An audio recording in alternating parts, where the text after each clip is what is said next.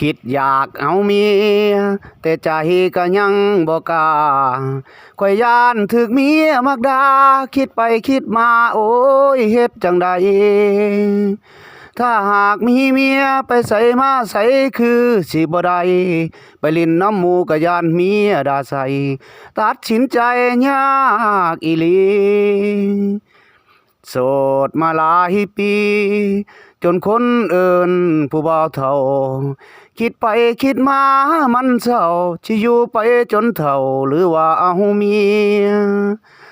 หากอยู่เป็นโสดไทบ้านก็ว่าให้เสียชาตินี้บ่ได้ดอกเมียเกิดมาเสียลูกผู้ชายโอ้ยจังแม่นมันยากคิดนำหูดากบางเทื่อก็อยากเอาเมีย